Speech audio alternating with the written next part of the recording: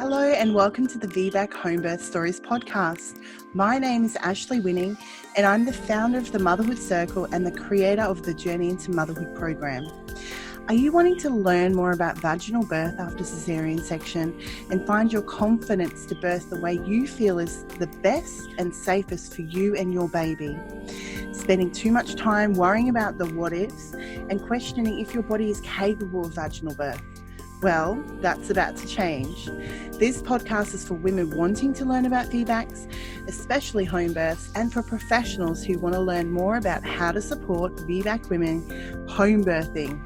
Nothing is off the table. I invite you to connect with yourself, find your own voice and strength to create this pregnancy, birth, and motherhood experience you desire.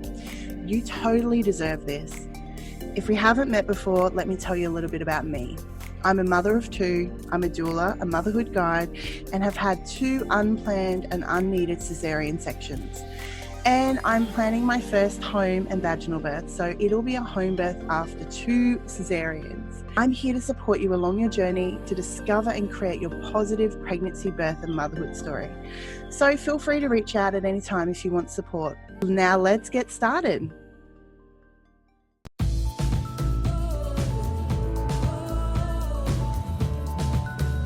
Hey, me again. I just wanted to let you know that I've just created a brand new Facebook group called VBAC Homebirth Support Group, where you can connect with other like-minded mothers who are looking to have a VBAC home birth as well. You can find the link in the show notes and I look forward to seeing you there. Hi Louise, thank you so much for coming on to the podcast. I really appreciate you coming on so soon after you've just had your baby. We were just chatting and you said, you've just had your little beautiful baby girl at 11 weeks old. So thank you so much for coming on and sharing your story. No worries at all. That's perfect.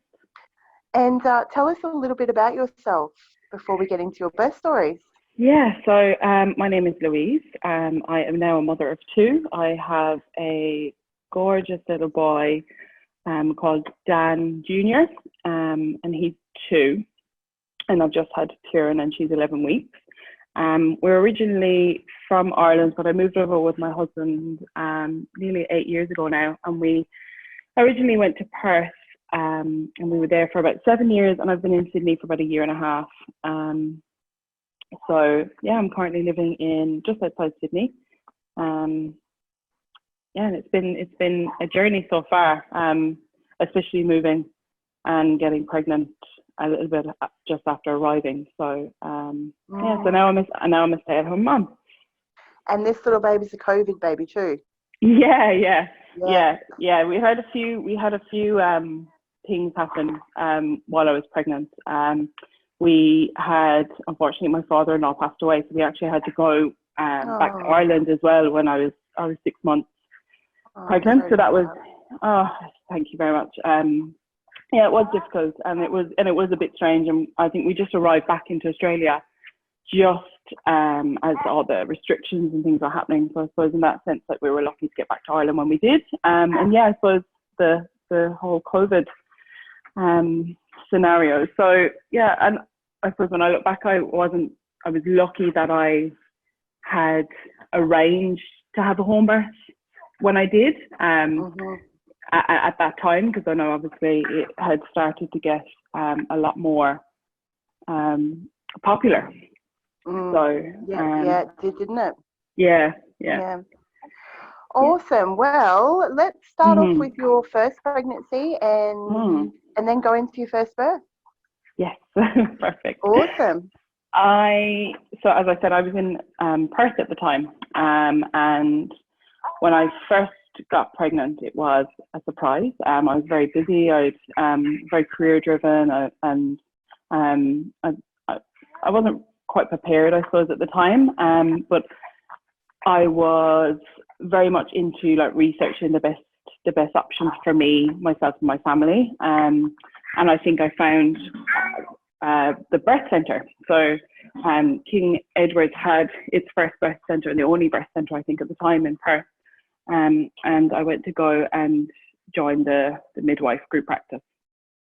So I originally started my first appointment at about 18 weeks, and it was lovely. Like I absolutely knew it was for me.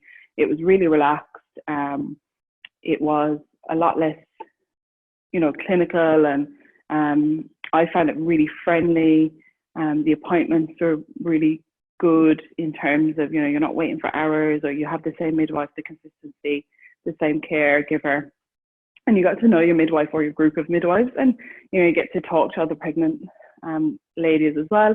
And at that time as well, they did a group who had pre and post pregnancy and came with their babies and their experiences as well within that group. So that was really lovely. And my midwife, I got on really, really well with her, so it was really, really good. Then I suppose I was quite well researched. I knew a lot about having an intervention-free birth as much as I could. I'm quite an aware person, very self-aware, quite in tune with my body. I knew how I felt and how I would feel and how I'd like to feel. And also then, the research that I came across, the evidence strongly indicated that any intervention impacted the quality of my birth, and also how I wanted to control it somewhat, because it was my body, my choice. I really didn't want, forceps or episiotomy. I felt like as much as possible, as much as I could control it, I wanted to avoid these. And especially as well around recovery, and the increased risk of C-section tears, and all those things that we, that we've researched and we know about. Do you have any understanding, or have you ever thought about the reason why you were so open, or you were so educated in the first place as a first-time mum? Because it's quite rare that a first-time mum is going to be educated in that regard and believe in herself and not just hand over her power. Do you know? Have you thought about that, or do you have any idea why you were like that? I think just me generally as a person, I'm like that. I like to research things a lot. I like to see different opinions or different studies or research. I do actually like to look up, and different perceptions, or examples of things. It could have been from the opposite side, as in I like to see, what's the risk of C-section, what's not the risk, every kind of different angle from things. So that's me generally as a person. I like to look those things up. And also the more I looked into that, the more I think it suited my values. Like it really gave me that good vibe of energy. Like I felt like this is going to suit me. And I suppose at the time I couldn't put my finger on it. I just was like, this is what I want. Like, this is how I feel like I want it to go. And when I met the midwives as well, on top of that, like it was always such a good feeling leaving an appointment or, having those conversations with the midwives. So I think that's beautiful. Yeah, it was lovely. It was a really, really lovely experience. And I suppose I was still very aware though that I was within a hospital system. So, it was, the birth centre is connected to the main hospital for women.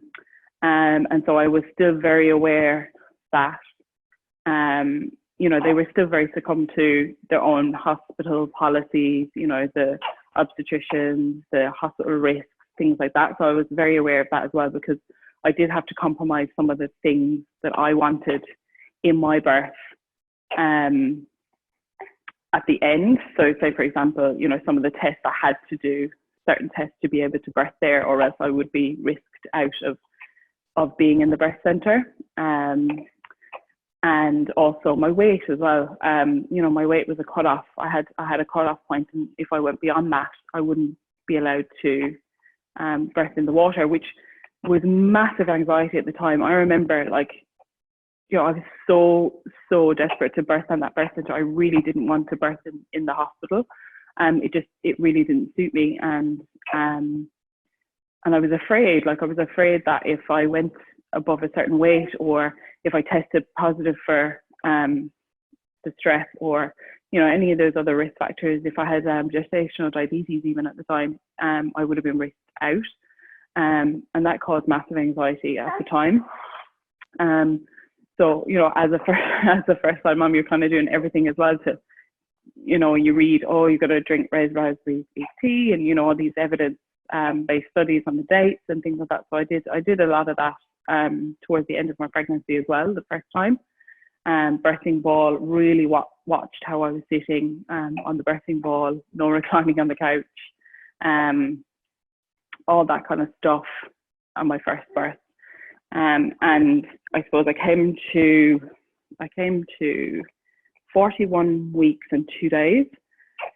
And I had a midwife appointment, and it was really put to me, like, if I don't go into labour naturally before the 42 weeks, that I would be induced. And honestly, like, I could cry. Like, I was so nervous about it, because it was that intervention that I really, really didn't want.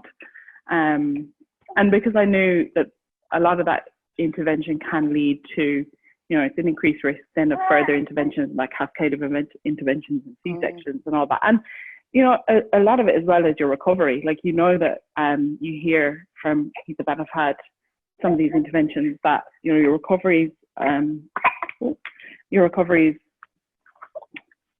sorry, I'm a baby, just feeding. Sorry. Your recovery is impacted as well. So, so at the 41 week and 2 day appointment, I agreed to a stretch and sweep. And when I look back now, I do think that my baby just wasn't ready. I think that I was so anxious about having that induction that I agreed to that stretch and sweep. So yeah, look, I had the stretch and sweep. I went home. I had actually done hypnobirthing as well, which I would highly recommend. Like, it was so good, especially for me and my husband. You know, he's very switched on around birth, and we talk about it a lot, and we talk about the different aspects of birth and things like that. But I think the hypnobirthing for him kind of laid out, like, how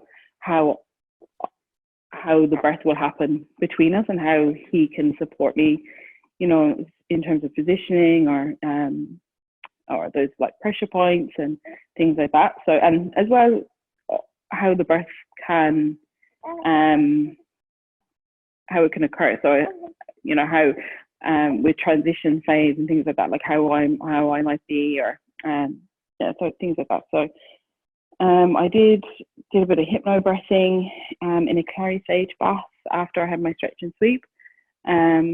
And as I was walking down the hall, my waters broke themselves. So, and immediately my contractions started. And I practiced a lot on that birthing ball for a couple of hours at home. You know, the contractions are fairly consistent, but they were quite short but quite frequent.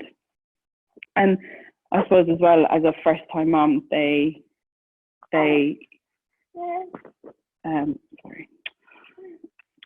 Oh, sorry, I'm just feeding her here.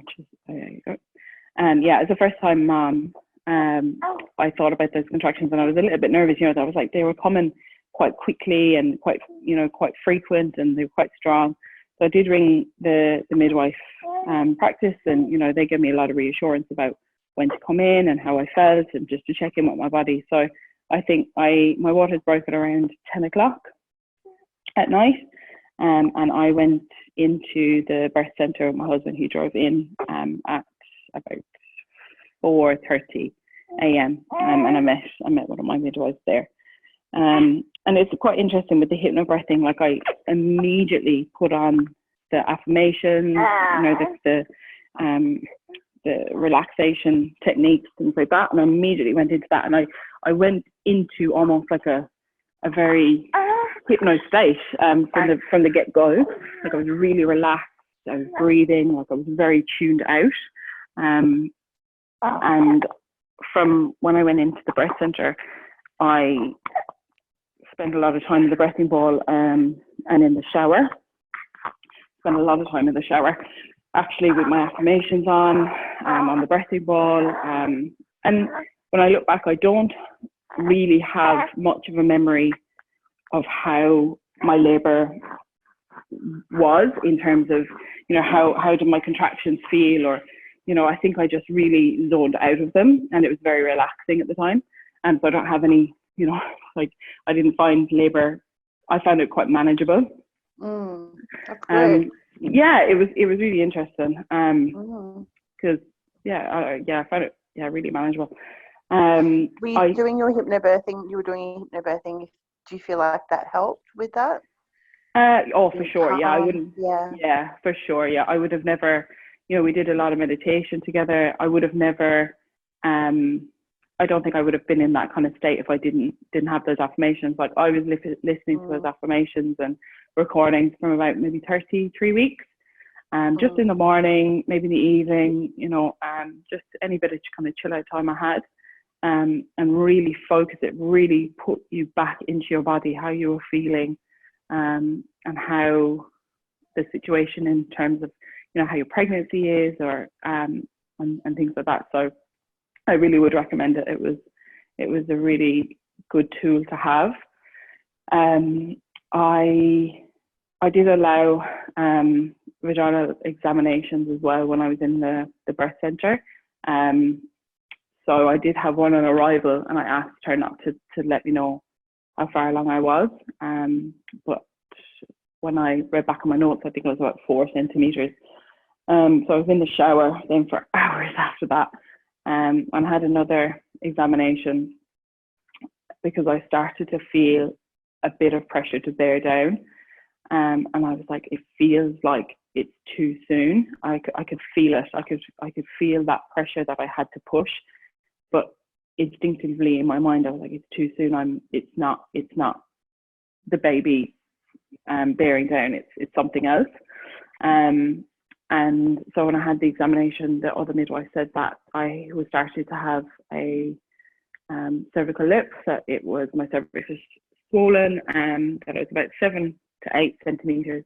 But it was quite swollen, and the baby was now posterior as well, whereas before, baby was quite engaged and in an nocturnal position. So at that point, I didn't really know what that meant, which was interesting because I'd done all this research and I knew a posterior baby could be birthed, no problem, but I didn't realize that it would feel like this, and that scared me at that point, because I wasn't sure.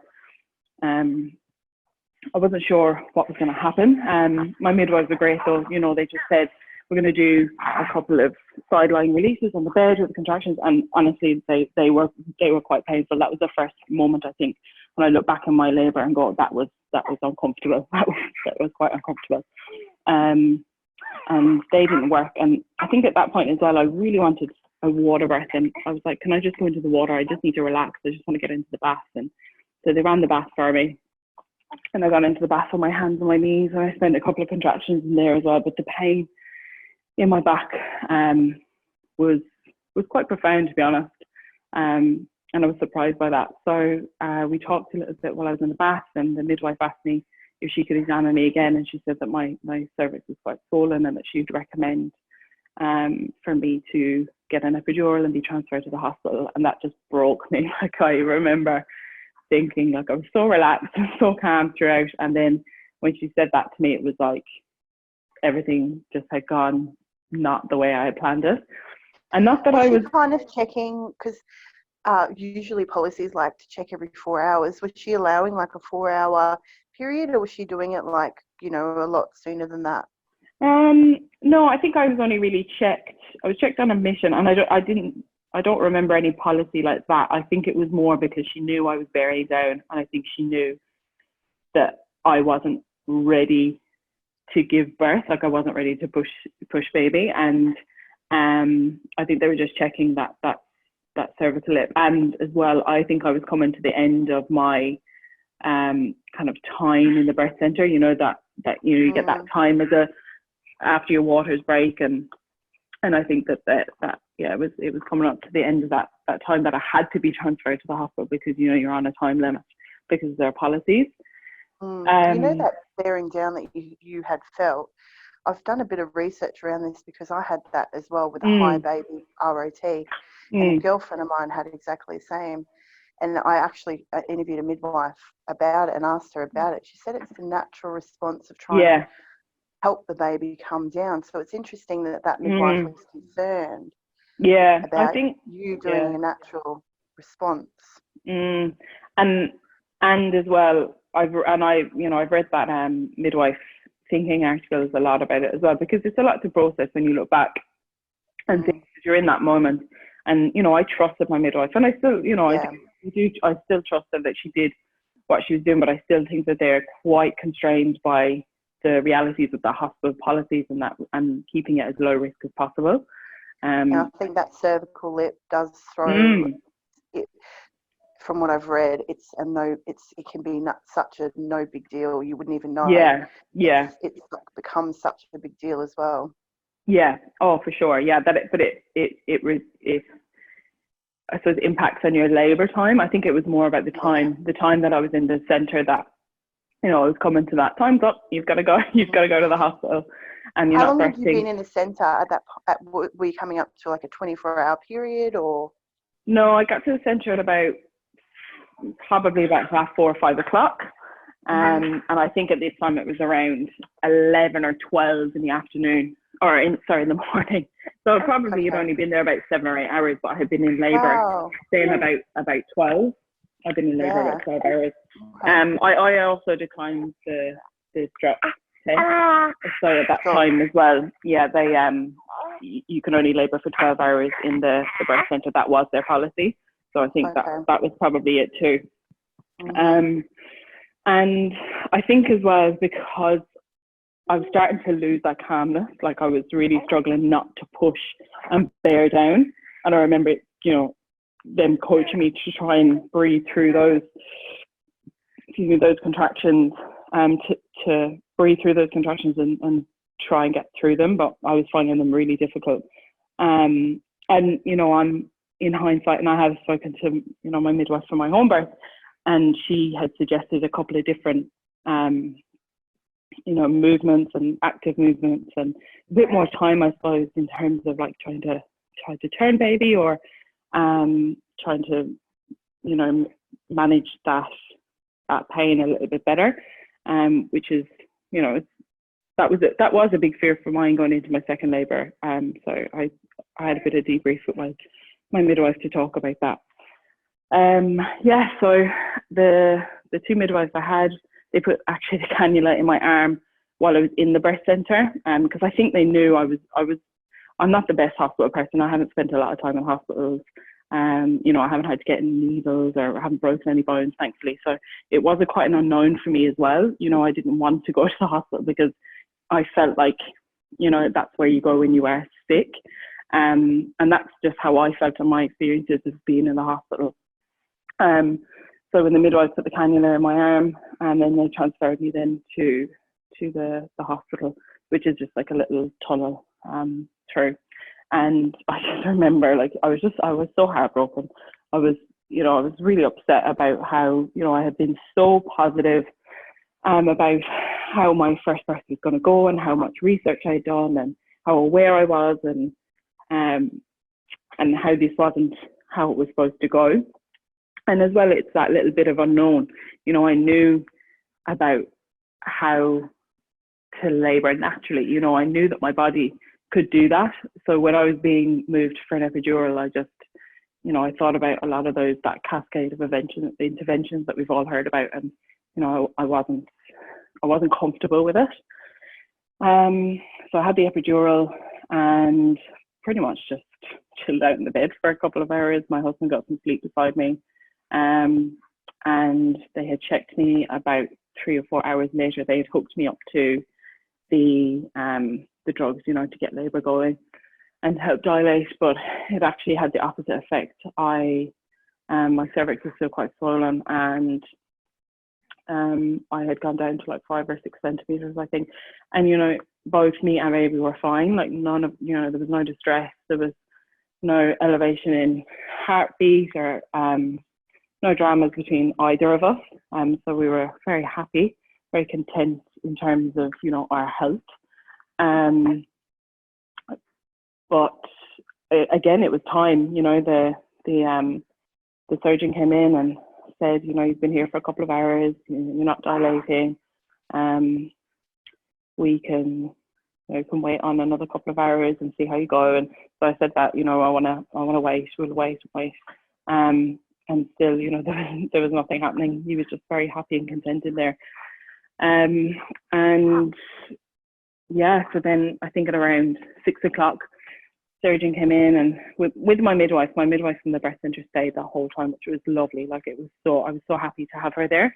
Because she almost explained in different terms or more comfortable terms of what the surgeon was saying, and what the head doctors were saying about the situation. So when they came in, she just said, I think there's nothing happening here. I think, your next step is a section. And I was really surprised. I was like, what do you mean? I was like, I don't know. We're both happy. We're both healthy.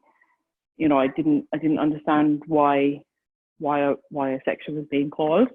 And the midwife, after the doctor left, the midwife just explained, your time. You've been labouring for quite some time. You're failing to progress. That statement. You could wait on another couple of hours, but you mightn't dilate anymore.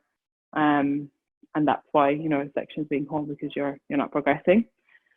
So me and my husband took a bit of time. I said for them to come back in about 2 hours. I was like, I wasn't ready to make that decision at the time. You've just been transferred to somewhere you don't feel safe.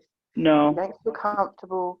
You weren't happy in the birthing pool, and you were calm, and everything was peaceful. And now and we know the reason why you've had the syntocin or pitocin or whatever they call it. Yeah. It's because the epidural slows down labour. 100%. Yeah, and I knew that. Yeah. And it's interesting, their mindset, it's like their mindset, like, you're not doing this quick enough, but we've done all this stuff to slow you down, but you're not going quick enough. And interesting, isn't it? Yeah, and again, it's their management of risk. They're in an organization that they have to manage risk, and their policies have to manage risk, and that's their controllable. They can control the time that they allow you to do these things. And I think I was in a very vulnerable state when I was in the hospital at that time. Definitely. I was aware. I was very aware of what an epidural would do. I was very aware of the next steps and things like that and what that meant. But at the same time, I was really tired. I was vulnerable. And I was nervous about why. And, I was actually nervous about why I hadn't progressed. Like, why hadn't I gone into labour? Or why hadn't this gone the way that I had thought it was? I put in all these I'd done all these things, birthing ball, positioning, all this kind of stuff. And still I was here. I was sitting in a hospital bed with an epidural, waiting to be called for a section. Yeah, which was, it was hard to get my head around that, what was wrong with me at that time, what had I done, to lead me to this situation. So I suppose she came back in 2 hours and kind of said, like, you're still failing to progress. So at that point I said, yeah, that's grand, just, do whatever. And I think I had absolutely lost, like, any motivation to labour naturally at that point. I was like, yeah, do whatever, that's fine. And I consented to it in that kind of manner. Like, I obviously wasn't happy about it, but I just wasn't fit for it anymore. Any more discussion around it. I just wanted out and baby to be born and for us to kind of get on with it. So within that, I think within about half an hour I was wheeled down to theatre, and my husband was gowned up and all that kind of stuff. And he was so amazing throughout. Like, he was so good throughout labour, did absolutely everything that we had said that we were going to do together, and the positioning, and helped me with my affirmations and my breathing. Like, he was amazing with that. And then even when we're having the discussions about the C-section, we'd have a really good conversation about was that what I wanted, and how I felt about it and things like that, and reassured me that I was safe and baby was safe, and that we would see it through. So when I went down to the theatre, and I think he was a bit nervous as well, being gowned up for a big surgery. Like, it wasn't what we anticipated at all. And I think throughout, when you do hypnobirthing, it does teach you and inform you about, just in case if this happens, you need to be aware of this, which was really helpful too. You know, I didn't go in there completely blindsided. Like I was aware that this possibly could happen to me. And so when I went into the C-section, my midwife from the breast center and another midwife that I knew from the practice also came, one for me and one for baby. And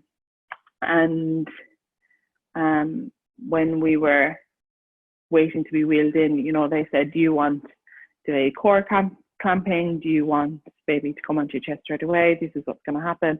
And I can't fault the staff at all in the hospital. Like, they actually made the experience very positive. I've got no negative experiences of it at all. They were so lovely. Each one of them introduced themselves to me, told me what they did and what their position was, asked me how I was going, you know, really interacted, really you know, there was such lovely interactions with them, and I definitely remember that. Like, it was a lovely experience with the staff.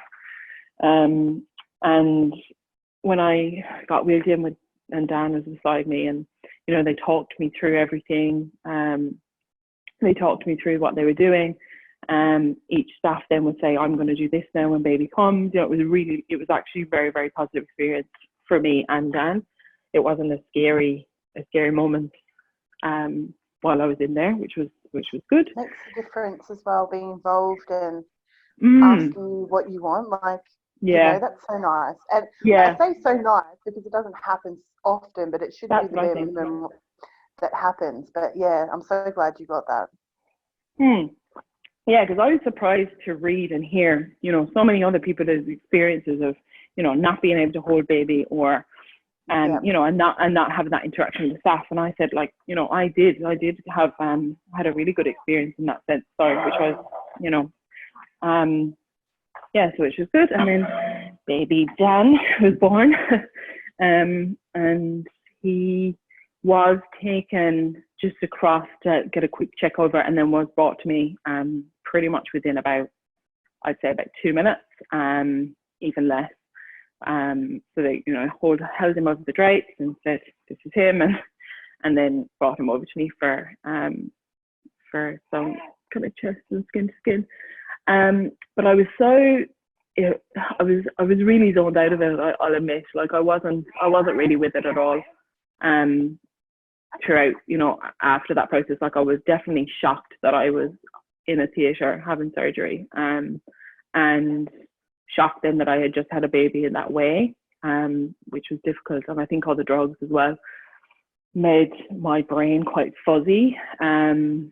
So when I got wheeled into recovery, he was on my chest at the time, and the midwife from the birth centre came with me, and I actually had the epidural topped up so much that I didn't have the use of, like, both of my arms. And the midwife kindly asked, could she hand express to give him, you know, a little bit from me, because, you know, it would have been nearly an hour, I think, by the time I was getting out of recovery. So she said, you know, it's time. You know, I know you can't hold him, so if I hand express from you into a syringe and I can give him a little drop. And I said, yeah, that's great. Like, and you know, even those kind of things were lovely to know, you know, that he was beside me. He was getting, you know, my colostrum as much as possible. And then, yeah, we got wheeled up to my room, and Dan was up there waiting. And honestly, after that, I'm very fuzzy. Like, I know I was extremely tired, and the drugs and things like that I had make it a little bit difficult for me to remember, like, the couple of hours after that. I know my husband had stayed for a couple of hours as well, which I was so thankful for. And yeah, we just rested and fed. I remember the midwife coming in to give me a helping hand to get him out of his cot to feed him and things like that. And I think as the next day rolled in, I remember thinking, like, I was so fragile. Like, I was really, really fragile and immobile. Like, I didn't have so much pain. I don't think it was pain of a section, but it was my feeling that I couldn't get out of the bed without feeling so tender. And I hadn't experienced this feeling obviously before. You know, having to rely on holding, like, you know, the handles on the side of a bed, or handles in the shower, or for somebody to help me out of the bed. And that was really difficult for me. I found out of the whole experience, that was the most difficult. I really didn't experience the pain. I didn't take any medication or anything like that for, I think, after I left the hospital. So it was 3 days. But it was when I got home, trying to get out of the bed to lift myself up, and I didn't have that strength. And baby Dan was 4.5 kilos, so he wasn't light. So trying to get out of the bed, pick him up, and things like that they're quite difficult, and that surprised me a lot as well at the time. And when I look back, I think that was the most difficult thing about the recovery. That I was so vulnerable to my situation. I couldn't do anything for myself when I first arrived back. I couldn't cook, I couldn't clean, I couldn't do these things. I couldn't get out of bed to hold my baby. It was difficult to feed him sitting down, because the pressure on your tummy and things like that. So it wasn't a recovery that I imagined that I was going to get, which was difficult. But I was so lucky. My husband was off for the 3 weeks, so obviously he was giving us a hand, and my sister-in-law and her husband were so amazing for us as well. There for us throughout, the whole time with Dan, and after the section. So, yeah, that was my first birth. And how did you like heal physically and also emotionally over those next few weeks and months after that postpartum? And did you choose to breastfeed your baby? How did that journey go as well with your first baby? Yeah, I suppose physically I just had time. I didn't have any other commitments. I didn't have any other babies, or I didn't have anything. So I look back at it and go, I really just sat down and I was breastfeeding, and I just spent that time with him, just the two of us, bonding, feeding, cuddling, and a lot of skin to skin. He was quite an unsettled baby. When I look back now, he liked to be up on your chest all the time, which was fine. I'd read up all about the fourth trimester, and once I embraced that, it made it a lot easier. A lot of skin to skin, a lot of holding him up, a lot of feeding. I fed on demand, and again, giving up that expectation of, you must feed 2 to 3 hours, they must feed through the night. Once I gave that up within a couple of weeks, it was like, yeah, fine, just going with it. So yeah, the recovery, look, I think it definitely took me a good 4 to 5 weeks to feel some bit normal afterwards, in terms of, my mobility, walking around, sitting down. And it wasn't pain, it was that tenderness, it was that fear as well, that I'd had surgery, that, I've got stitches there, that is a wound, I'm very aware of, I don't want anything to happen to it. And just sensitive to that, physically. And emotionally, I think at the time, I knew that I had done everything I could possibly do. And, I did a debrief with the midwife that came out from the birth centre, and she described, from her perspective, that she knew it was a cervical lip, she knew it was swollen. And obviously then I didn't dilate after that with the epidural. So at the time, I was fine with it. I think I was fine with, after I'd healed physically, I was fine with how it had gone, because, I did do everything I could possibly do myself. But I just as well didn't understand why my body didn't respond how I thought it was going to be. So I placed that blame on me. Whereas now, when I look back and I've had that debrief with another midwife, or I've experienced something different, I know that it was those hospital policies, it was that time limit that was placed on me for their management of risk and control. I think if I was given that little bit more time, did a bit more of that active movement throughout contractions, something could have possibly, it could have gone a different way. And I think you're labelled as well as a first-time mother. You haven't laboured before, and you look at the statistics. That the rate of first-time mothers having C-sections is remarkably higher than any other period of motherhood. So you've got to prove yourself. Yeah, you can do this, even though most of us are able to do this. Yeah, 100%. Yeah, it's for sure. So I think, I was fine with it, and I just got on with it, I suppose.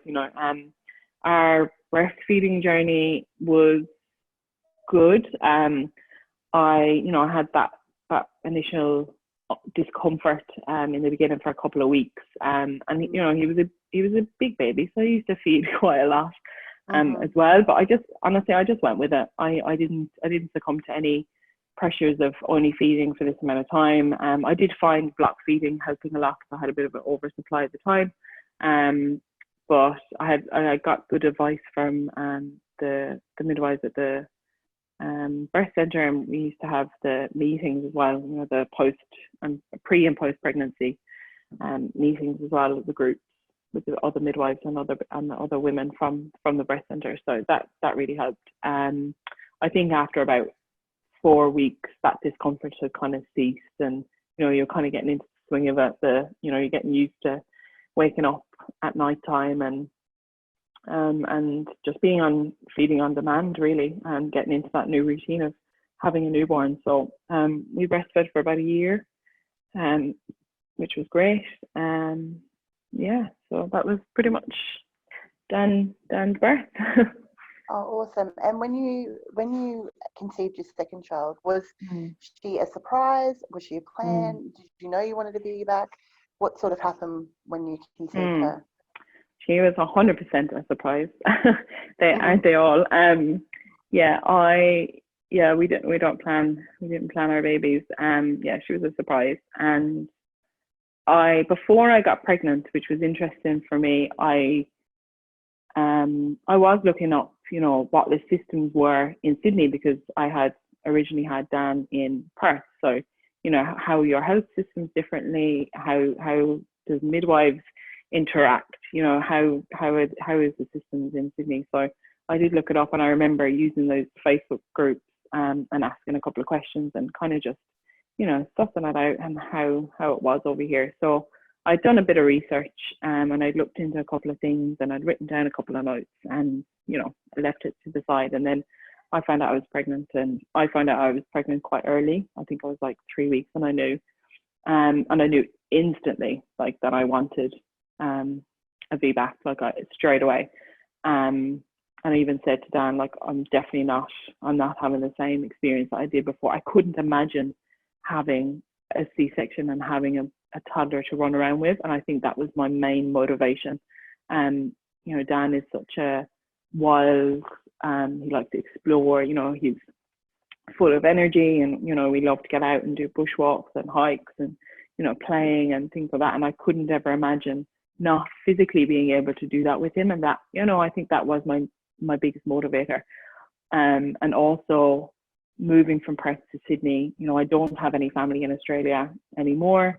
I was just finding my friends base. I didn't have that many connections over here, or a social connection in Sydney. So that was also another factor. If I was in the hospital for three days with a section, who would look after Dan? How could my husband manage that with me in the hospital, having a new baby, and then also having Dan Jr. So that was definitely my biggest motivator, not to be away from him as much as possible. So I think I booked in to I actually did my research between two birth centers that were close to me, and I was told that I was outside of the catchment area with my address. So I wrote letters to clinical managers, and they said no, that they couldn't fit me in because I was out of the catchment area. But the hospital that was closest to me were starting a midwife group practice within the hospital. They didn't have a birth center, but they had a group practice, and they were starting that up, and that I could meet the nurse and the midwife that was going to be setting that up. So I was about eight 8 or 9 weeks, and I went to meet her in my local hospital. And the group practice hadn't been set up yet. It was all the policies were being organised, the room was being organised. They were interviewing for staffing after Christmas, because I was about 8 weeks when I asked in December, and in January and February they were going to be interviewing for the staff, and that's when your first appointment would be around that 4 months with your midwife. So straight away when I walked into the hospital, I was like, no, this is just it made me so anxious to be there. It just gave me that negative feeling within my body, like I knew with every being that it just wasn't going to be for me. I sat and I waited, and I met the midwife that was setting up the program and the practice. And I listened to what she had to say, and there was a couple of key things I was looking out for, about having a VBAC. And she gave me the leaflets, and she gave me the information. And when I sat there, and I'm pretty sure she said, you have to meet with the doctors, and you have to meet these certain criteria, but you're looking like a great woman to have a VBAC, and but just in case these things might risk you out. And I was just like, that sounds way too much like my first birth. I'm going to be risked out by some variations of normal. These are just normal things that happen to a woman that's pregnant. And because do you know what they were, the variations of normal? Yeah, so my weight was one. I couldn't go over a certain weight. Yeah. And gestational diabetes was another. The strep test was another. And what about big baby? Did they pull the big baby card? No, they didn't. But they didn't have that appointment. Yeah, I know. I don't think she got to that one. But I always do get, big baby. I'm like, yes, I know. I just grow big babies. No, she didn't say that at the time, but I knew I did expect that, which was interesting. So after that appointment, she was a lovely lady. It definitely would have suited other people, but it just went against everything I felt within me. I just felt as well like the chances of me having a successful VBAC within that environment that was still very much controlled by time and controlled by their risks, and their management of risks. As an organization, I just knew it wasn't going to be for me. And my anxiety at the end of a pregnancy, nobody wants to feel like they won't succeed, or that they've got to go up against, it's an uphill battle. At the end, you're already tired, you're trying to grow a baby, and then you've got to have these discussions that you've got to almost advocate for yourself every single appointment. So I just wasn't into that. So I actually went to go and see my GP, and I asked her for a referral to a home birth. I had spoken to a couple of midwives on the phone who had already actually been booked out for the home birth from New Beginnings midwifery in Sydney, and I spoke to a beautiful midwife called Robin. And she just explained really what she did very briefly, just on the phone. Come and have a chat with me. We can have a conversation. And I did. So I booked, and she just said, look, if you're coming to see me, just get your referral from your GP. And that was interesting as well, actually, my GP. Getting that referral and having, I say I want a home birth after having a cesarean section, you get that, is that safe, the risk, things like that. So and I think that was a significant time as well, knowing that if my GP was going to say that, then how this medical model just isn't going to suit me. So I went to go meet Robin, and I took my husband with me. And we just clicked straight away. It was so refreshing. Like it was so lovely. She's got a space in her home and a clinic, and it was just so relaxing, calm. We spoke about having a VBAC and why I wanted one, and you know, how supportive Dan was, and how, my husband's name is Dan, and how supportive he is, you know, for a home birth, and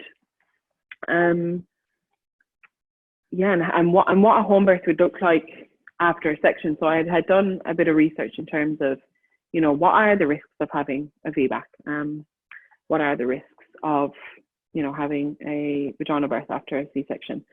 And you know, mostly comes up about uterine tear and rupture and things like that. So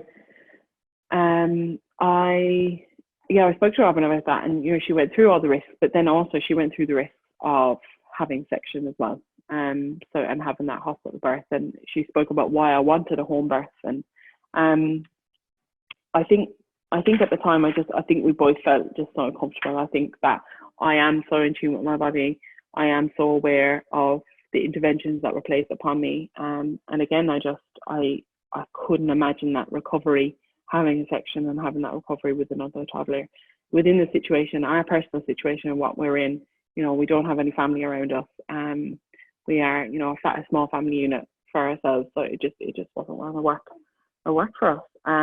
And you know, I've spoken or I've heard lots of stories about women who had birthed in a birth centre or at home, and I did find it was a lot rarer to hear a negative experience or a story from someone who had birthed in that situation, you know, who had birthed at a birth centre or at home. So so we booked in with Robin, and I had my first couple of appointments with Robin, and all was well. You know, she was extremely informative, you know, wasn't biased for one side or another. You know, she would tell me the risks of such and such a thing, and the benefits and the pros and the cons, and you know, we would openly discuss it, which made me feel like it was my choice. You know, I was extremely informed from a medical point. You know, I'm not a doctor, I'm not a nurse, I'm not a midwife, and so it was very refreshing to go and listen and hear the different perspectives from a medical professional as well. And you know, Robin's been a midwife for many years, and attended many home births. And so when I spoke about my first birth, you know, I just outwardly asked her, what would you do differently? And you know, within the context of what you know, and what you know about my story, and it was very refreshing again to hear, you know, what she would do differently, or you know, in terms of that management. So, and without the restrictions of time or restrictions of being within that medical environment, which was obviously a benefit. So, and I was very healthy throughout the pregnancy. I had a toddler to run around with. I didn't have anything that medically, or you know, cropped up within that time. As I said, unfortunately, my father-in-law passed away when I was about 6 months. That was really difficult. We had to travel to Ireland on a long haul flight with Dan, who was 18 months at the time, and go through that in Ireland, and then having to leave again and leave your family and things like that. So that was difficult. And when we came back, you know, having to settle back into the routine of being in Sydney and you know, preparing for a newborn. And I think having Robin and the practice was just exceptional for us. It was so caring. I think the week after I landed back from Ireland, I had a home visit from the second midwife that would attend the birth, and meeting her, it was so lovely. It was so lovely to refresh and reset, you know, talk about me and my pregnancy and how I was feeling and things like that, you know, after suffering such a traumatic experience in the last couple of weeks, you know, with the grief and the flying, and you're exhausted, and you know, trying to settle back in with jet lag, and then meeting the midwife to reset you back into, you're having a baby, you're going to have a home birth, you know, how are you feeling and things like that. And within the comfort of your own home, it was so lovely to experience that. I'm so thankful that I had that. And then the corona hit, I suppose. I think about 4 days after we landed back, the restrictions started, and you couldn't fly anywhere. You know, you had to isolate for 2 weeks and things like that. So that was interesting when that started, because I immediately knew that a home birth was definitely the right choice for me. Within that, that if I had chosen to have a hospital birth, that I would be under pressure for time, or I'd be under pressure, you know, within, if the hospitals had started to get overrun, you know, how busy you were hearing midwives and nurses were taking off certain positions and brought into hospitals just in case, and, you know, being trained up for these things. So yeah, I knew that we had made a really good decision again, because of that. And our appointments didn't really change either. You know, I had that first home visit when I was around 6 months. I can't remember how many weeks, but I was around six to 7 months. And because that midwife does just home visits. And then my next visit was to Robin at her space in her home. And, you know, just, we made it, she had made a policy, you know, we're having it outside, we obviously had to keep our distance. We did a telephone appointment first, and then 15 minutes of a physical appointment to limit the time. And that was great. You know, it didn't cause any disruption at all to my care. You know, I knew if I had any dramas, I could ring Robin at any time. You know, if I was having any issues, I could message her and she'd get back to me. So it honestly didn't disrupt anything, which I was, you know, so lucky to have. And yeah, so then the only medical, I suppose, intervention that we had was the scans at the time. So we discovered I had a low Lyme placenta at the 4 month scan, but that had also been the same with Dan as well. So I was fully prepared for that to move up, just because of where my placenta sits on the front wall. So I knew, you know, it would move up with time, but I had to go back at 34 weeks just to check.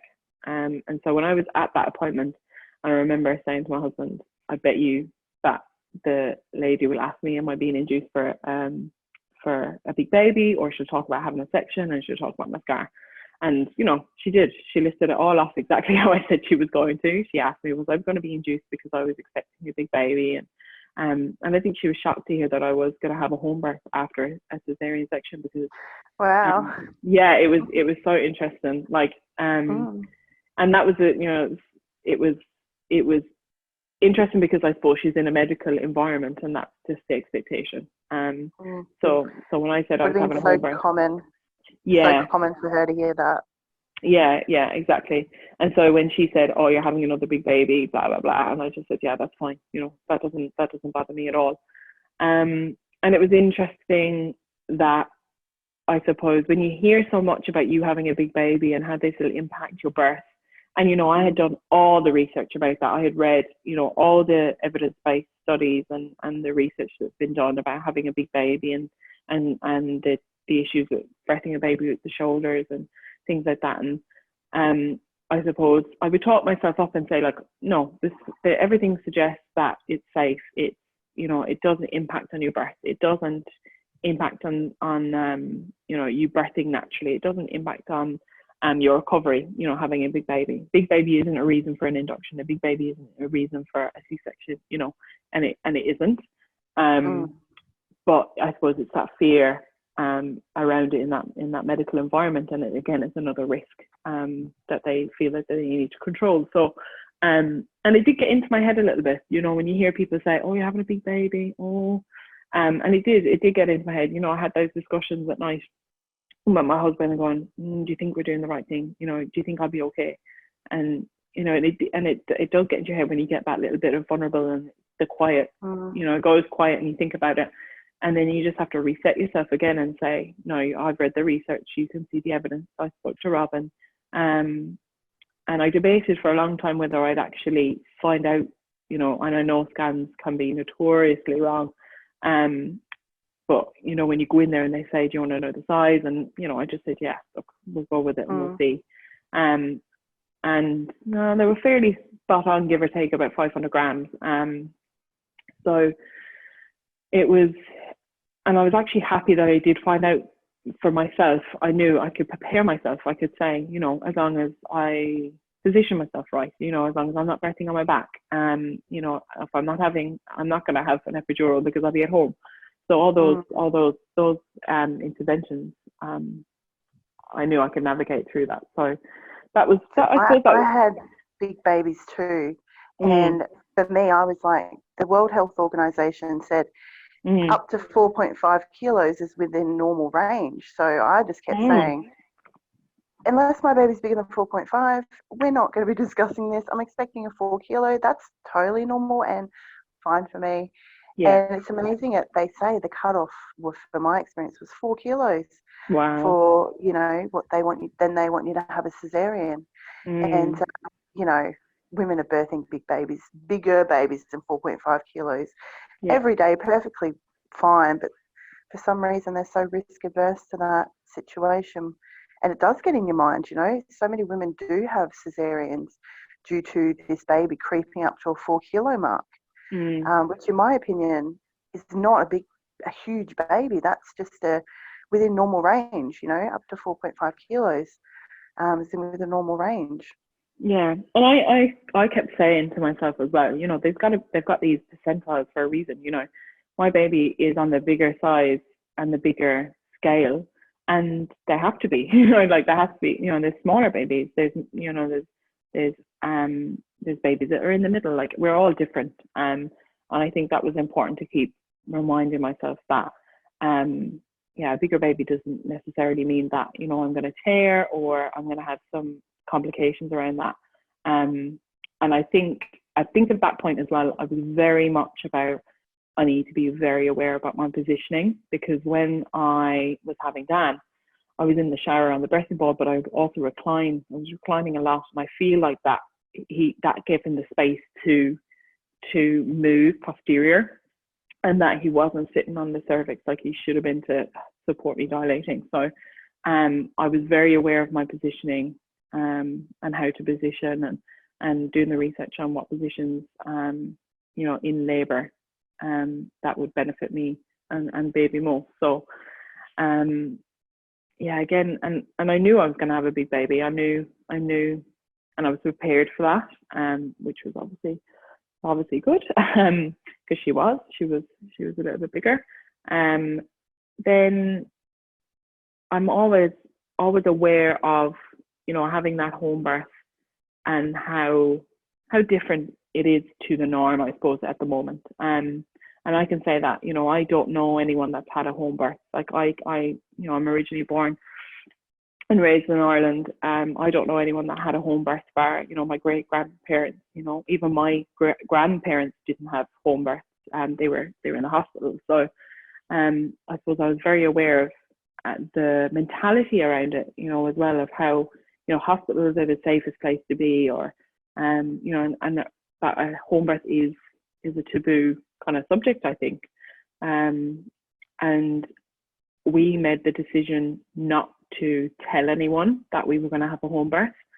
And I think we did that not because of any other reason, except I didn't want anybody else's negative fears impacting my mindset. I didn't want anybody else's fear or thoughts or opinions that may or may not have been, you know, researched or whatever.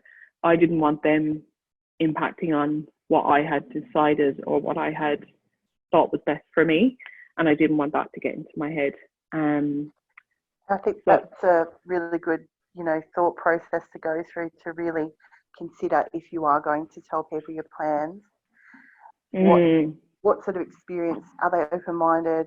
What is their experience been around, you know, based on their past history? How do you think, how supportive they would be? Because the last thing you need is their fear coming into your birth space. Yeah, for sure. And I really didn't. And, you know, it would have been hard for my family as well, being halfway across the world, knowing, you know, they are very much within a hospital system. You know, you don't birth a baby at home. You go to a hospital, you go to the maternity and you have your baby there. And it's very normal to, you know, have a epidural, maybe have a cesarean section as well, and have that medical intervention. Whereas I obviously felt that wasn't for me. That's not what I wanted. And yeah, so I didn't tell them. And we were so happy that we didn't tell them. You know, we kept saying, oh, we were going to have, you know, it wasn't a discussion. We just said, oh, we're going to have baby in the local hospital or whatever. And, you know, we just didn't have to have that conversation. And so when we thought about having the home birth and we discussed it, my husband and I actually spoke about it originally in our first birth, but I don't think we knew much about birthing systems in Perth at the time. And I remember feeling that I wasn't in a position to do it at home at that time, whereas here immediately I was like, yeah, we're definitely going to have baby at home. You know, it's where I feel safest. And my husband immediately said the same thing. You know, he really agreed with me on it. He was like, yeah, for sure. You know, we won't have the interventions. We won't have, you know, you feel a lot more in control. You can labour, you know, and we'll do it together. So that was amazing, you know, that we were both on the same page. And it's funny as well, because when I thought about having a home birth, it was only when I was on some of the VBAC actually Facebook pages that I even knew about having, you know, a uterine tear rupture. I didn't even know about that before. You know, I kept seeing how people were nervous about, you know, this happening and that being identified as a big risk from, you know, their caregivers. And I didn't know about any of that. And even throughout my pregnancy, it really wasn't ever an issue for me. It didn't ever creep in as a fear for me because of the reassurance and the information that Robin had given to me. You know, she had identified that as a risk and then showed me the statistics around it, and we had a good conversation about it, and it thankfully never was an issue in my mind. It never creeped in, and especially even in labour, I didn't even think about it. So but it was the positioning and having a posterior baby, I think that made me that I thought about the most, you know, just making sure that I was in the proper position. So so I was coming up to about 38 weeks, and I was feeling really good. You know, I was running around with my toddler, as I say, feeling healthy. You know, energy starting to dwindle a little bit. You know, I'm getting tired.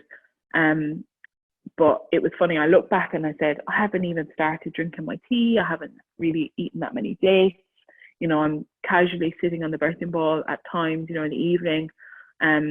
You know, I wasn't doing these things that I had done before, and I was getting a little bit nervous that if I wasn't preparing my body to go into labour, that it might not go into labour, and I'd be, you know, again up to a time limit and things like that. But again, I had that conversation with Robin, and she just said, you know, your baby will come when it's ready, and you need to put, you know, your trust in your body and again reset. So that was great. Constantly having that reassurance, like, was amazing.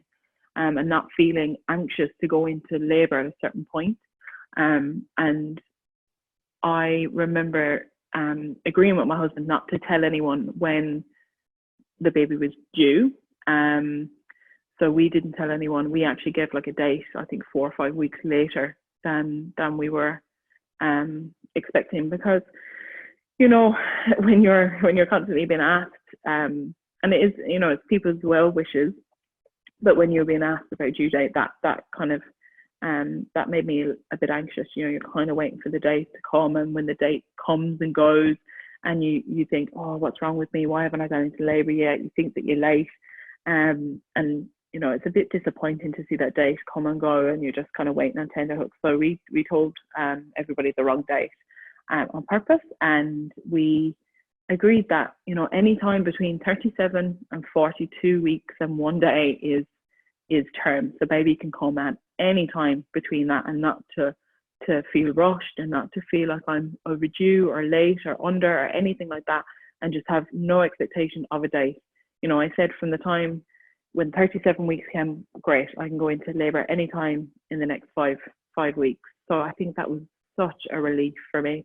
I think that was the best thing I ever did. There was absolutely no anxiety about, you know, baby coming and waiting for baby within a certain date. That really, really worked for me. Just keep reminding myself, you know, around the time frame. So yeah. And I remember having the appointment with Robin and saying that to her, you know, that obviously baby can come at any time, and talking through the preparations for a home birth, you know, because it is a little bit different when you do have a home birth. And some of the things that I didn't realize, you know, I was in the shower for hours in the birth center. You can't do that when you're having a home birth and planning a water birth, because unless you get extra apparatus for heating your water. So there was different techniques as well I had to think of. You know, I bought a TENS machine, and then obviously again researched your positioning and things like that, and how I would prepare for this birth differently. I had upstairs in my bedroom organized. I think that was how I felt most safe, or where I felt most safe within my home. I remember, you know, walking around the house going, where can I imagine myself being relaxed within my own self, you know, checking in with my own self, and being very mindful about how I felt within my home, like where I would give birth. And I think the bedroom was definitely the most practical as well at the time, with a water or birth pool, and then getting that arranged as well. So getting that set up for a couple of days, I think, before I gave birth, we got that arranged.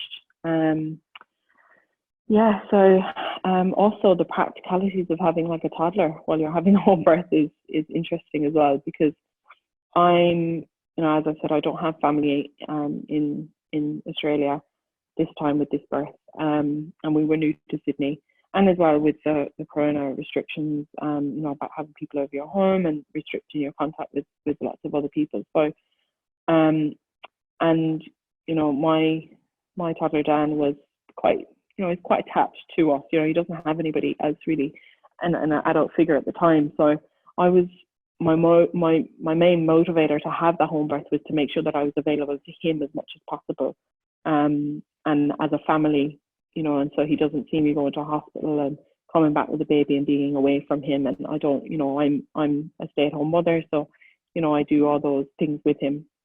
And I was nervous about how I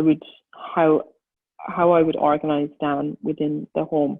And so I arranged for a friend of a friend to actually stay at my house when I went into labour, and so he would have some support just in case I did get transferred. I arranged for, you know, our bags to be packed just in case I did get transferred, and things to be organised for him just in case I wasn't here, and you know, in case he woke as well, if I went into labour at night time. So that was a big thing in my mind. I think that was a big fear that I had to actually work to release. And I think once I had released that fear from my mind about how it would go with Dan in the home, I think that's when my body started to get, you know, ready for labour. I could feel that when things were starting to go into place, and I could envision myself going into labour at home, at night time as well. I kept imagining it will be at night time when Dan's gone to bed. I know he's safe. I know he's going to sleep. I know he's comfortable. I know he's within arm's reach of me if I need him. You know, I can check the baby monitor to make sure he's okay and he's safe. And I think that was a huge thing for me at the time. And knowing that all those things were in place, I felt that my body actually did relax and go into labour itself. So I was having kind of pre-labour cramps, I suppose, for a couple of days before I started to lose my mucus plug. And I would approximate about 38 weeks-ish. As I said, I didn't really keep track of the dates and the weeks and stuff, but I think I was around that. And yeah, everything felt really well. You know, as I said, I was preparing the home and nesting and, you know, preparing for Dan to be comfortable and safe. So, and I just kind of went with it. I didn't do anything differently. I didn't, you know, drink anything, or I didn't do anything to get my labour going. I did rest a lot more. And I was attending chiro as well for the last 3 months, as much as I possibly could.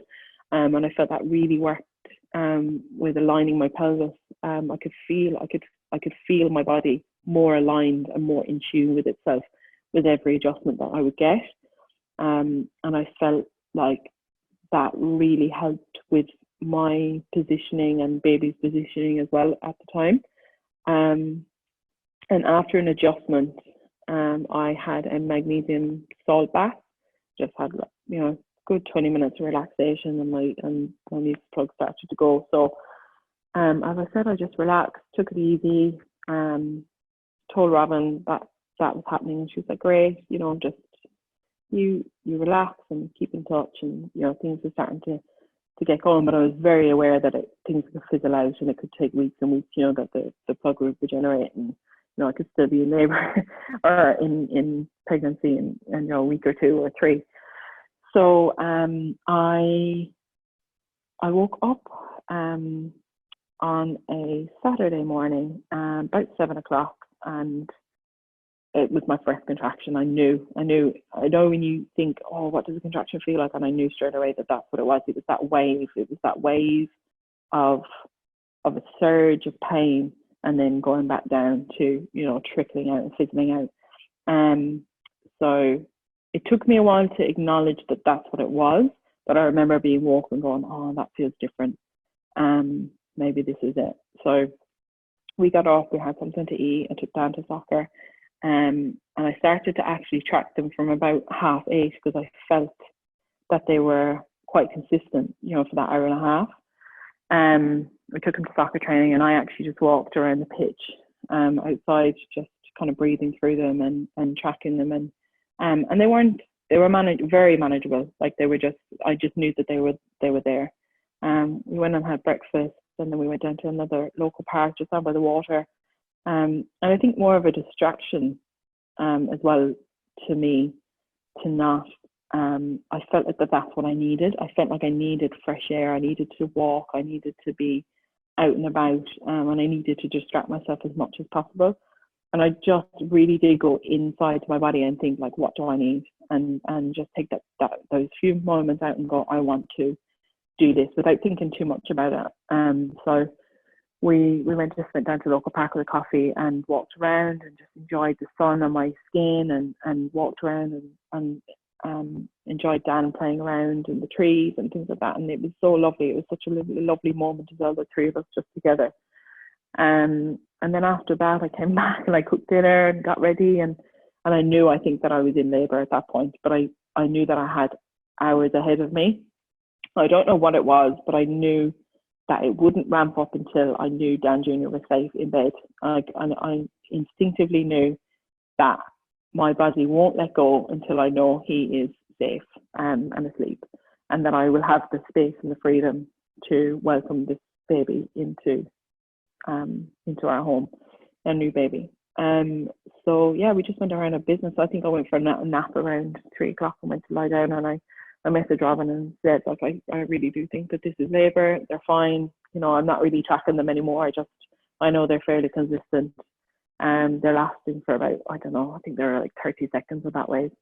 But I hadn't tracked them after we left the park. I said, like, there's no point in watching a phone for hours and hours when I know that they're coming consistently. So I went up for a nap, and I couldn't really get comfortable. I felt it a lot more painful, if I'm honest, when I was in the bed. I was side lying with a pillow in between my knees, and I felt a little bit more uncomfortable. I was up in the bed, so I just rested for a little while and moved around and got myself organised, and came down at around 5 o'clock and had dinner, and again just spent time together as a family. And then when Dan Jr. went to bed, literally from the minute he went to bed, my contractions really ramped up. Like they came stronger, they came a lot more consistently, they became longer. I think he went to bed around 8 o'clock, and I had to put the TENS machine on my back around then, and I sat on a breathing ball. And then about 2 hours later, I messaged Robin to say, I think, it's going to be tonight. They definitely, I've just put down to bed. They're definitely stronger, they're longer, more consistent. So I just moved around every half an hour. Remember my husband reminded me to, empty my bladder, go to the toilet, move around, have something to eat, little bits, little things like that. Make sure I was drinking water. And those little reminders were great, like unbelievable. And just sometimes as well, when you lose your breathing, just, when it catches you unaware and you lose your breathing, he would just remind me to reset, re-breathe, count your breaths out. So that was amazing to have that.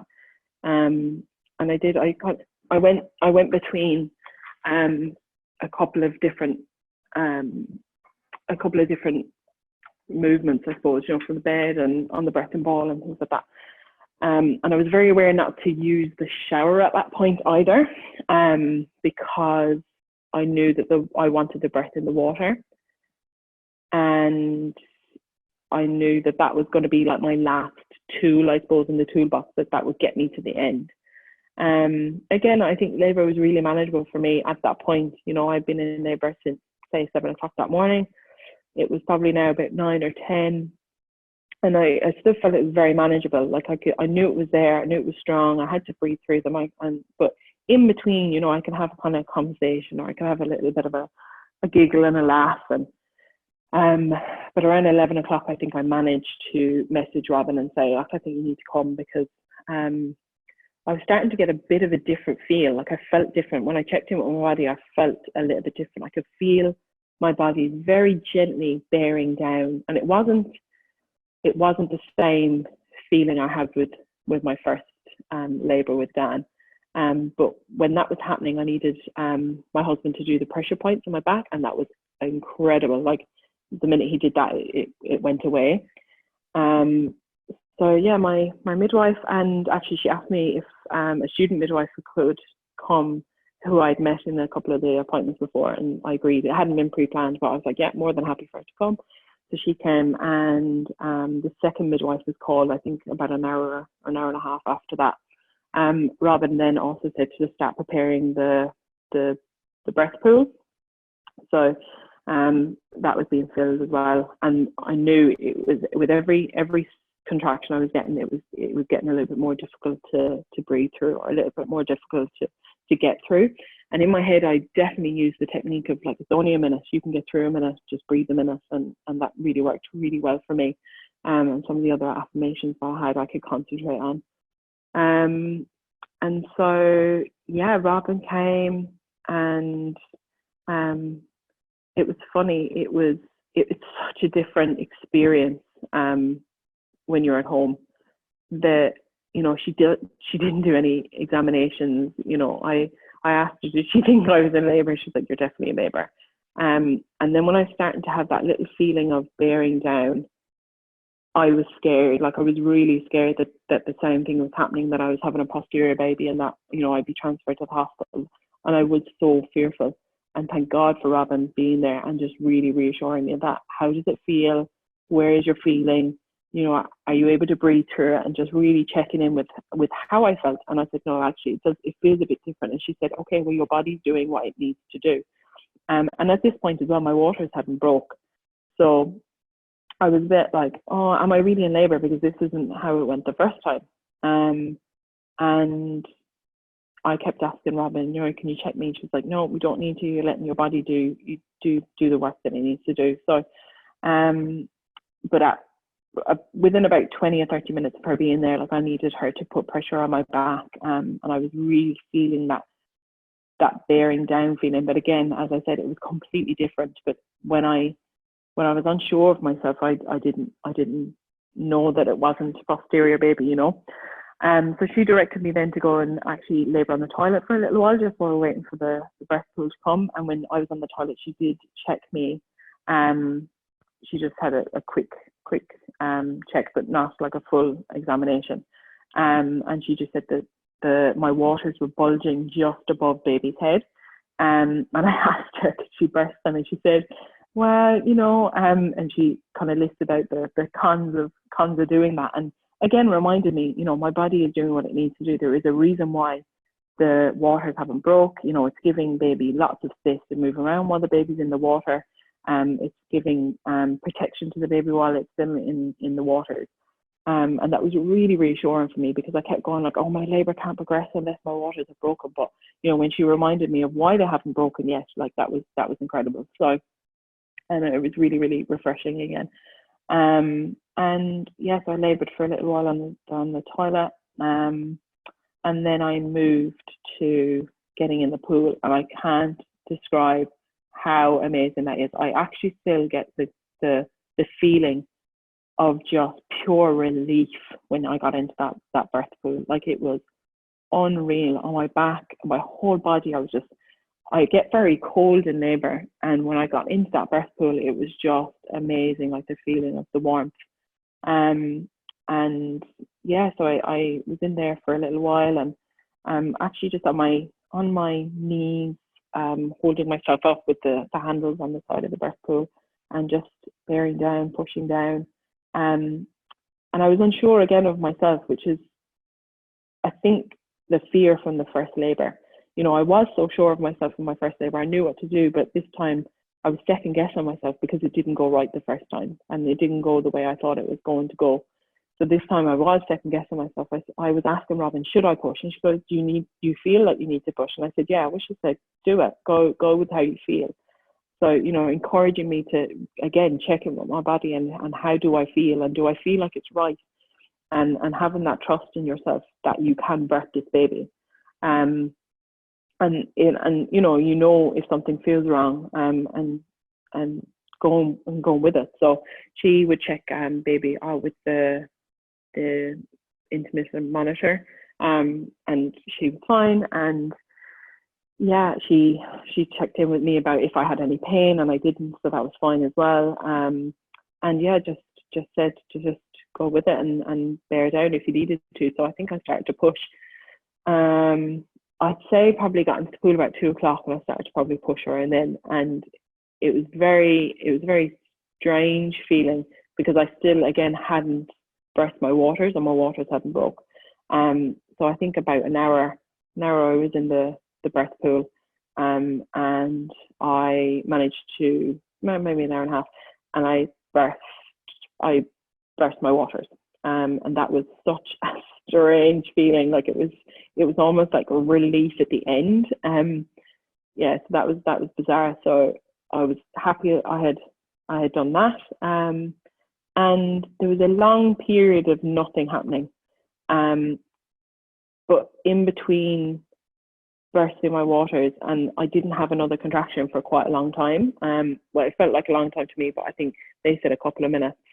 And in that, I kind of said to myself, I can't do it. Like, I'm done. Like, I'm so tired. And then going, oh my God, this is transition, because remember when you say you can't do it, and then you actually can. So I was like having these little internal conversations in my head saying, oh, I can't do it, but I actually can. I'm actually doing it. Like, I'm in my bedroom in a birth pool with the midwives, and I've just burst my waters, and I know that there's a baby coming. I can feel baby is coming. So yeah, I think about 10 minutes after my waters broke, I birthed Tyrion's head, and I remember being aware of allowing her shoulders to rotate. So I remember that going like I have to allow her shoulders to rotate and things like that. And I remember Robin just saying, I just need to move her shoulders just a little bit out of the way. And I said, yeah, that's fine. And so she did that, and yeah, and she was born. She was born into the water. Like, it was so shocking, like, straight away knowing that I've just birthed a baby in my bedroom in a birth pool. Like, it was so surreal. Like, I just kept looking at her going like, wow, like, I've just done that. Like, it was just incredible. Amazing yeah, it feeling. was so surreal, like, so surreal. When she came out, she was a bit blue as well. Like, she hadn't actually come around, like, her eyes were open, but she hadn't started breathing, and she was, yeah, a bit blue, a bit purple. But I remember as well thinking, me and Dan had spoken about this a lot, my husband, that, you know, a baby is still connected to the placenta. You know, she'll still get her oxygen, and that was really reassuring as well, because I was a bit nervous. I was like, you see, every time your baby comes out and it starts crying straight away, but she was very quiet, and she was just on my chest, and we were just giving her a bit of massage for a couple of seconds, and then she came around. But even that in itself, you know, it was such a calm birth, because then when she was on my chest, she just was looking at me breathing, and I was like, wow, like it was such a surreal feeling, but very normal then as well. You know, I always felt so safe, and that at that moment I was like, wow, I've just had a baby, but at the same time, this is just a baby, you know, on my chest. It's my baby. And feeling, yeah, that it was just so meant to be like that. Yeah, so, and Tyrion was born. Yeah, that's so exciting. And how did you go with the placenta delivery? Yeah, so I stayed in the breast pool for I'd say about 10 minutes, and if I left the placenta attached until it's obviously got all white and the blood was gone, and my husband cut the cord, and I actually felt a little bit uncomfortable in the breast pool after that. It was, you know, my waters had broken into it, and there's a little bit of, you know, obviously blood and things like that, so I actually felt like I needed to get out after that. Just myself, I just felt a bit I wasn't comfortable in the breast pool after that.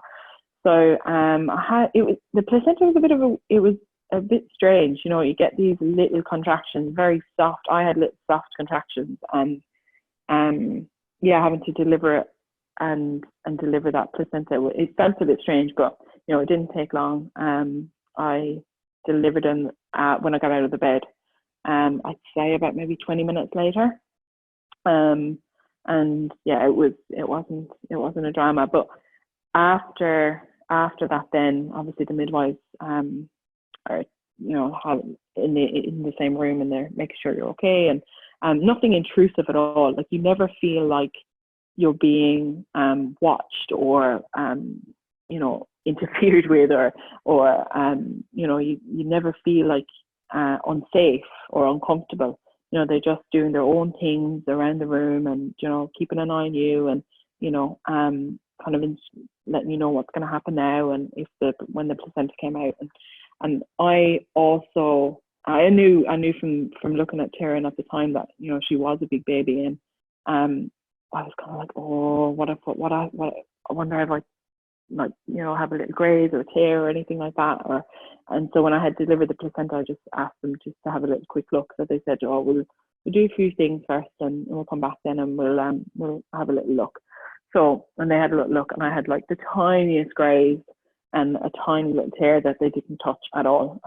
It was so tiny they didn't need to do anything. So even that again was like, wow, like I've done that. You know, like things like that, you know, like it was, because you're almost like reading all these things about, you know, having a big baby, and this can happen and that can happen, and it didn't, like, it really didn't. And I suppose that fear crept in afterwards. It was like, oh, I've done it now, but, you know, is there anything that's happened? But no, nothing at all. So, oh well, very minimal. So and then how big was she? She's 4.2. 4.2 at 38.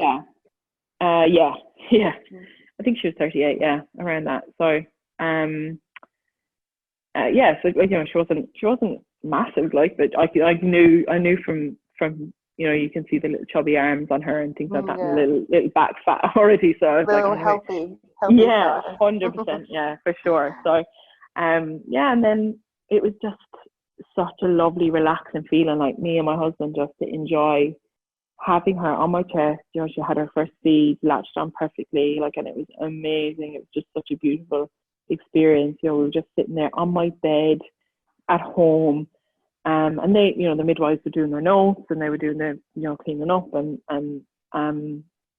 doing their bits and pieces. And then I could see, you know, my other baby in bed, and I could see him on the monitor, the baby monitor, and he was fast asleep throughout. You know, it was so lovely. I had these monitors just set up on a little desk just beside the birth pool, so I could check on him, you know, whenever I felt like I needed to, so I could just make sure that he was okay. And it was so reassuring to me.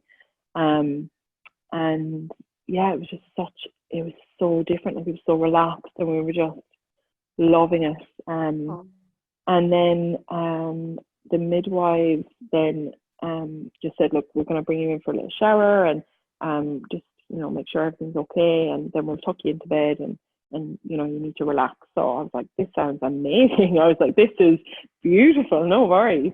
So Dan, my husband, took care of for, you know, 10 minutes, and I went into the ensuite and had my shower, and Robin helped me, and just talked through how I, you know, to let her know if I felt you know, dizzy, or how I was feeling at the moment, and just checked in with me as well, and did all the necessary kind of medical things in terms of just making sure I was healthy. And then, yeah, when I got out of the shower, I got into my pajamas, and she tucked me into bed. Like, it was unbelievable. Like, just have my baby beside me in, you know, in bed. My husband, you know, in beside us. They bought us up a cup of tea, a couple of biscuits. If I wanted something to eat, you know, it was downstairs, they were going to bring it up. Like, it was so relaxing. It was so calming. It was so, it was just such a beautiful feeling, like, that I've had this baby. We're safe, we're together, you know, we're just all wrapped up in, like, ourselves. We don't have to worry about, you know, big lights or people coming in, or yeah, it was just such a different experience, and we were so happy, you know, like, we were so happy. Like, you could just see that it was just such a beautiful, positive energy that was coming from everybody, which was so lovely. So yeah, the midwives tucked me into bed after my cup of tea, and obviously gave me the lowdown of, you know, bed rest and things like that, and they were going to do daily checks anyway, so they were available whenever I needed. But they were around for a couple of hours, like, after the birth, which I didn't expect. You know, I didn't know obviously how it was going to go after labor, but you never knew that they were there. They were never intrusive. They were, you know, always just doing their own thing, or going downstairs to do their notes and things like that. So that was lovely.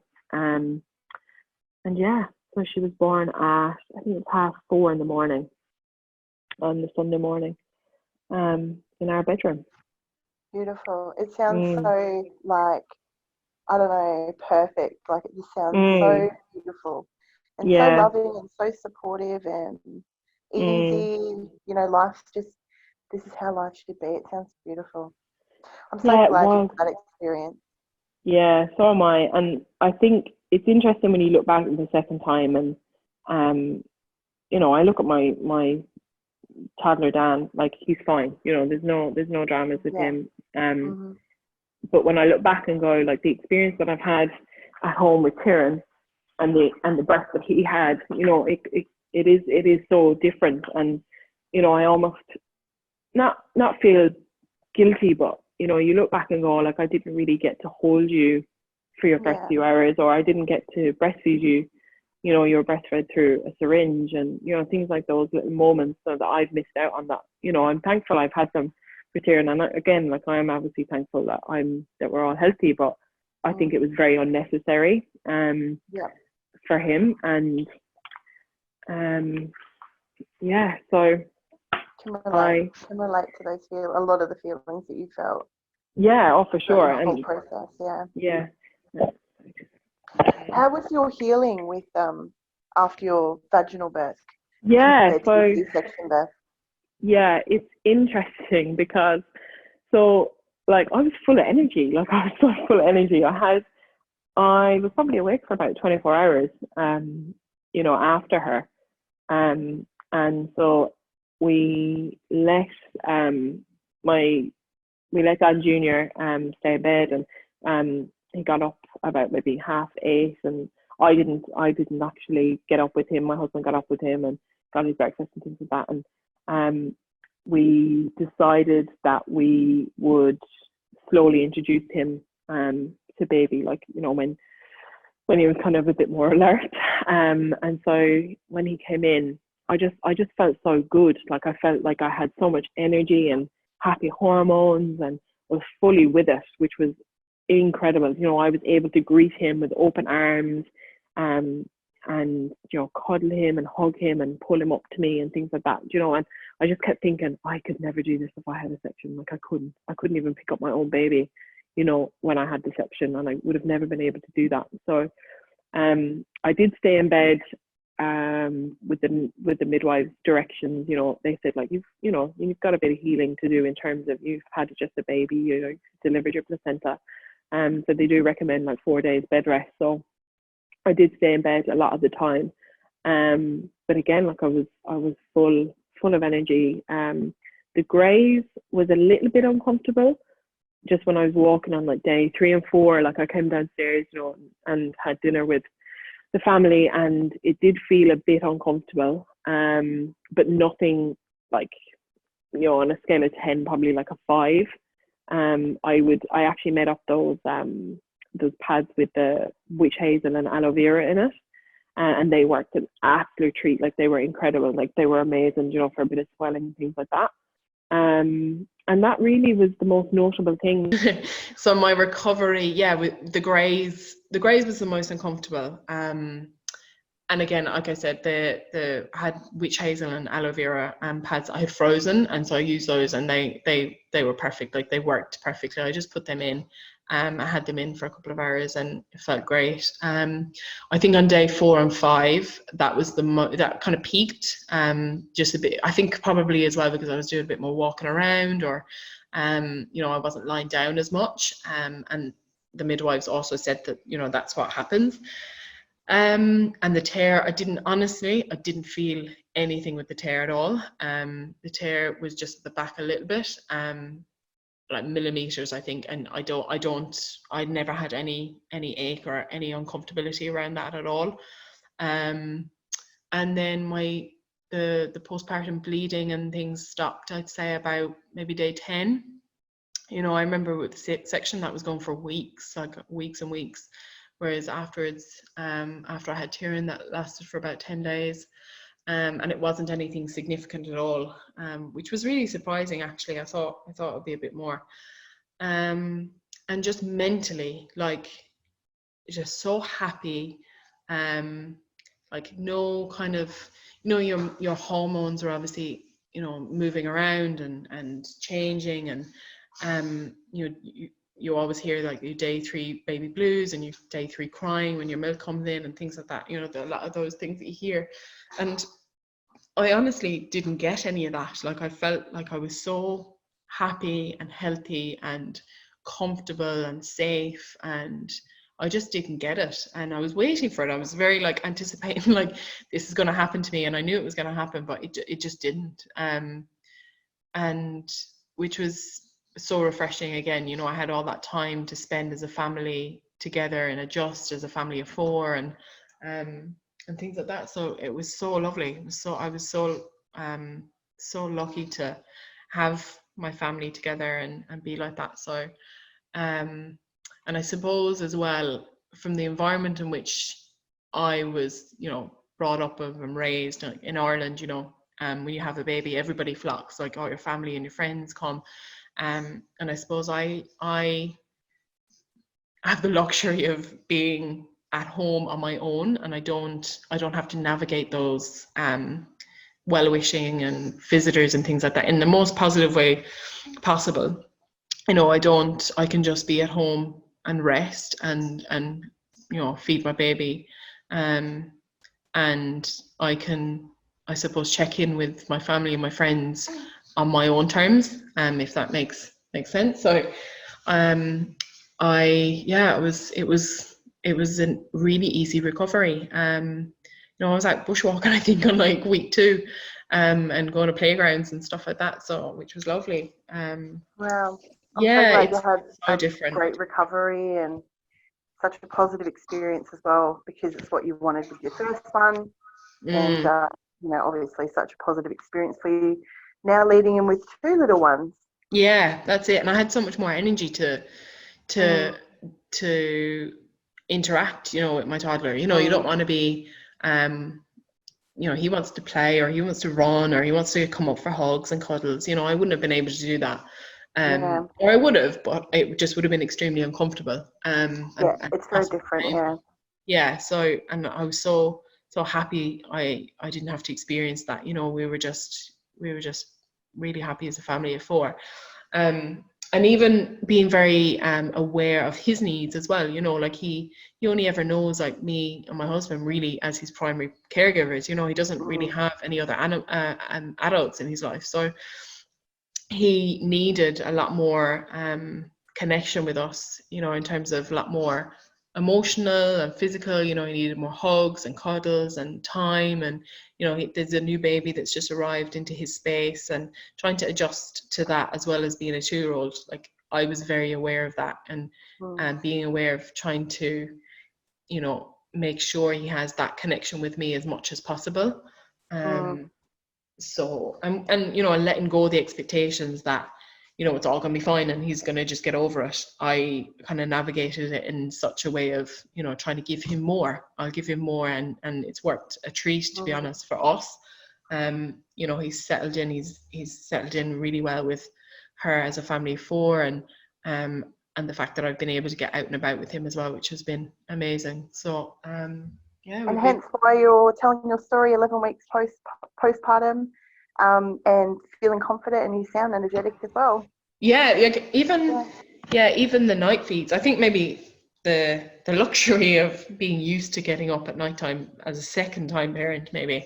But the first time, it's hard. It's hard when you are full of drugs and you're recovering from a major surgery. And I don't think we give ourselves, unless you've been through it, I think it's difficult to understand it. But at the same time, we don't give ourselves that time to heal or that time to relax, or, you know, because we've just had a baby and we've had a section, and you have to deal with the things that come with that, the you know, your freedom of being able to walk around and not feel as fragile as you do. So I think having the home birth and having the experience that we have has given me that energy. You know, I don't feel as tired as I did the first time around. I don't have as much healing to do the first time around like I had the first time around. Well, thank you so much for sharing your story, Louise. I've really enjoyed listening to your story and hearing the journey that you've been on as well, and seeing how happy you are now in your postpartum. Yeah, it's been beautiful. Yeah, I've really enjoyed. I'm actually really enjoying being a mother of 2. I'm so glad to hear it. Well, thank you so much. Thank you.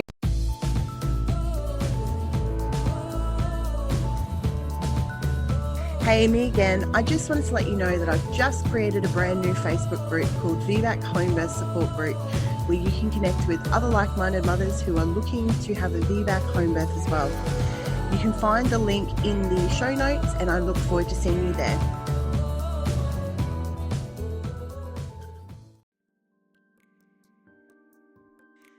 Thank you so much for listening to the VBAC Homebirth Stories podcast. I hope that this episode has helped you take another step to finding your voice and confidence in your VBAC journey. If you enjoyed the episode, please take a second to rate and review. Each review helps us to help more women to find out more about VBAC Homebirth, just like you. Don't forget to take a screenshot, share it to your Instagram stories, and tag me at the Motherhood Circle. See you next week.